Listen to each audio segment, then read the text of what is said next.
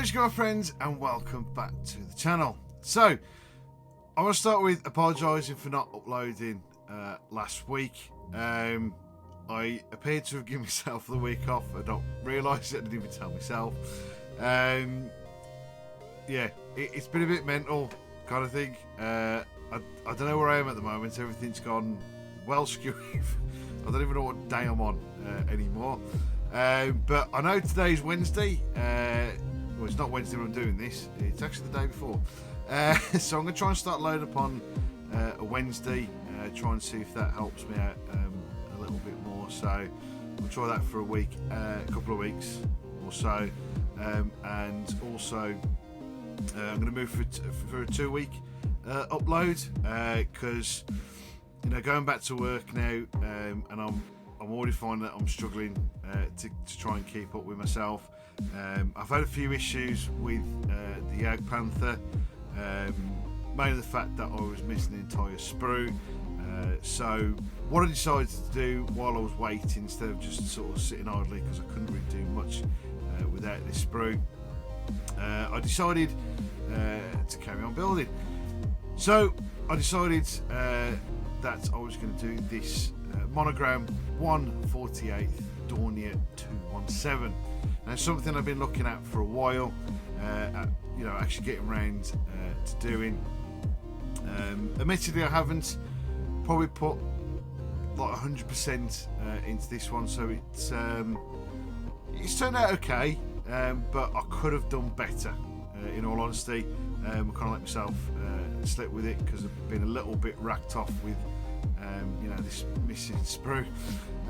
So in this video, we'll look at the entire build. It's a relatively straightforward build. Most of the details are actually in the cockpit, and it was a relatively quick build to do. So there's not really much else to be said, apart from obviously grab yourself a good brew and a bicky, and I'll see you in a minute. Right then, so starting with the cockpit, and it's actually quite a nicely detailed cockpit for a 2000 era model. So of course by this point, stuff's starting to pick up with modelling technology, I suppose. But yeah, so it's really nicely detailed, and this is really, to be fair, where most of the detail is on the model. And to be fair, most of it is in the cockpit area, and the rest of the build is generally quite straightforward. So of course most of my attention was within the cockpit area. As you can see, pretty much everything in here was hand painted. Didn't really use any decals at all. And just to try and add a little bit of interest, because I think you're going to be able to see quite clearly into the cockpit, being it on the aircraft is quite glazed, so we should be able to see some of this detail. Hopefully, I mean there's quite a lot of nice detail in it within the mould, so hopefully we'll be able to see this once it's all together. But of course, we need to make it look all a little bit used, so of course a little bit of scratch work is done. So once this was all done, it was time for some panel liner to add a little bit more depth to the cockpit. And one day over Facebook, I was suggested a few bits and pieces for modelling, and this little basically fountain pen was suggested as a panel line applicator, if that's what you want to call it. So basically it's a proper old school type fountain pen, really. That's essentially what it is. And all you need to do is just dip it in your panel liner, and as you see me there, just plonk it into all the panels, and the panel line itself pretty much does all the work. And it's relatively cheap. So much necessary? Probably not really. I mean, you can quite easily use a fine paintbrush and clean up any bits that you want to clean up. And as you see there, the only upgrades I bought for this model was a set of seat belts. But there we go. That's the cockpit. Is pretty much all done and dusted, and was just time to fit it within the fuselage. It went in relatively easy, to be honest with you. I expected a little bit of a fight with it, but fortunately it all glued in really nicely.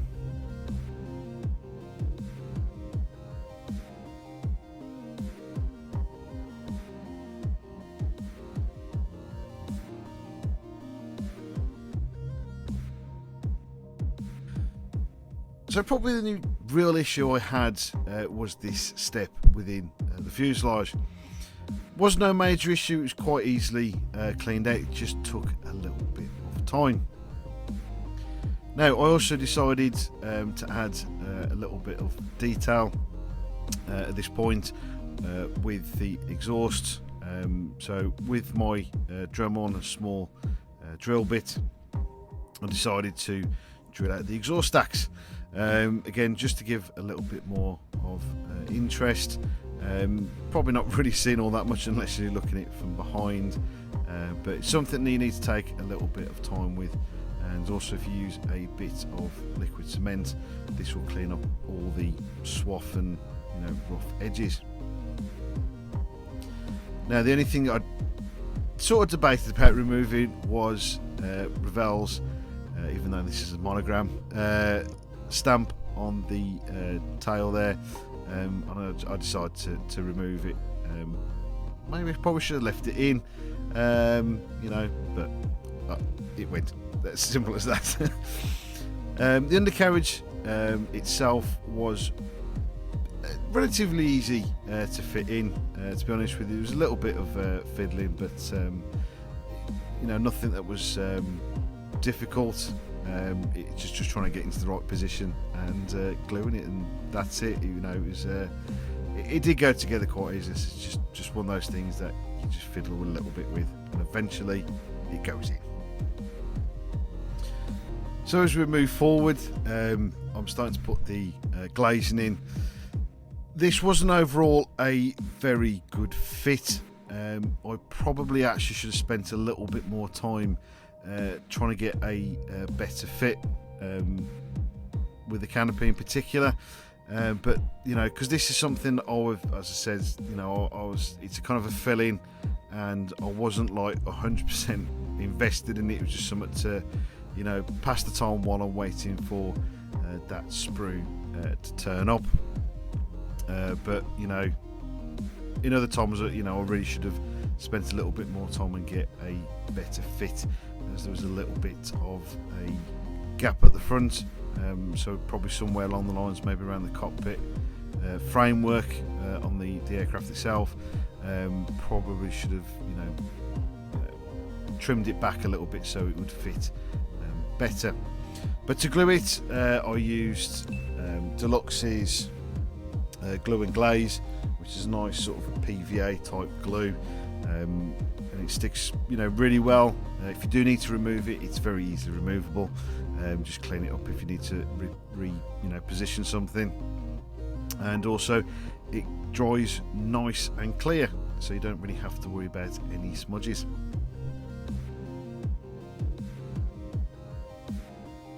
So as we move into the painting phase, I'm going to do something I haven't both done in a long time and something I haven't done before. Now, it's been a long time since I've done Splinter Pattern, and I do quite enjoy the Splinter Patterns. I think they're quite nice and relatively easy to mask out. The thing that I decided to try new was this little squiggle pattern.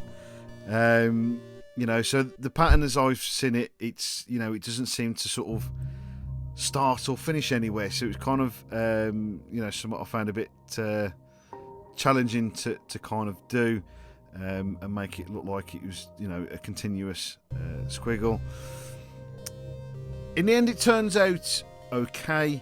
I think in time, if I do this again, I think I probably will do it again. Maybe have a bit of better go at it, and maybe take a little bit more time. Now, as you can see, there's this nice little RF green square. What I've decided to do is put this into a captured aircraft.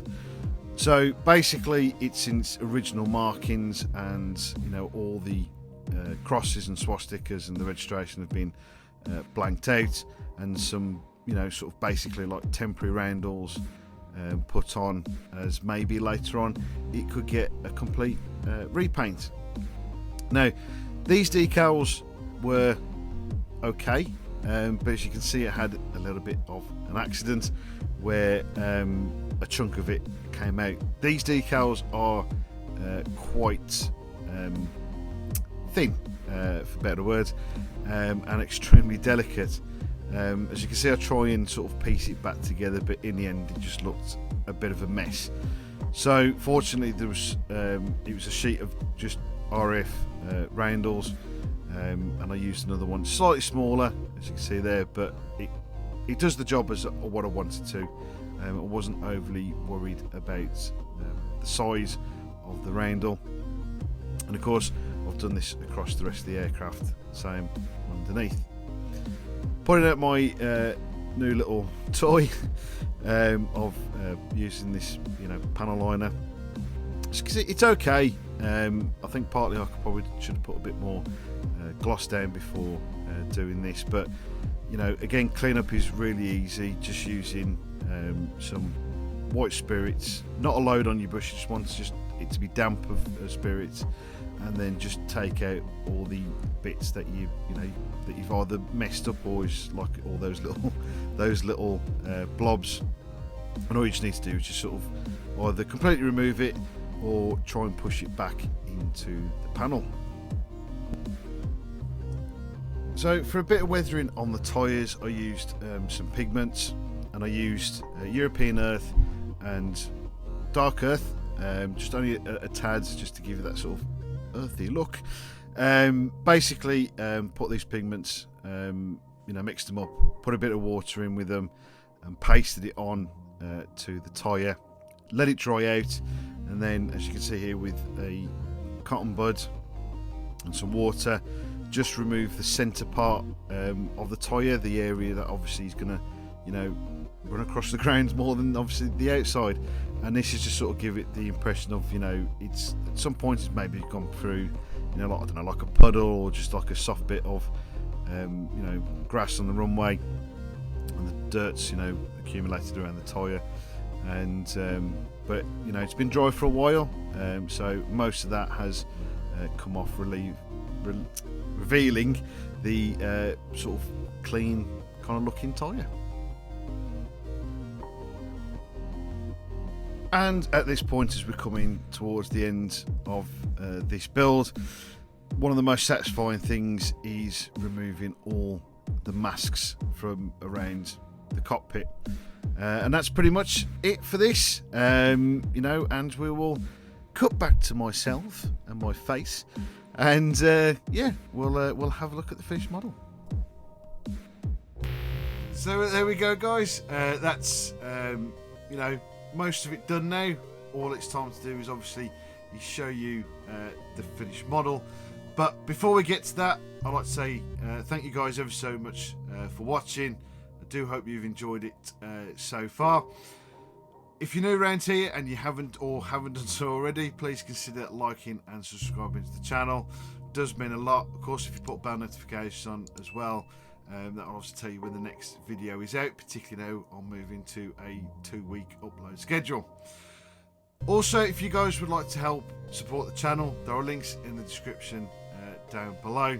I'd also like to thank the guys that have donated to the channel. It's going straight back in, and you know, helping move the channel further along. So again, guys, thank you ever so much for watching. I hope you've enjoyed it, and enjoy the finished model.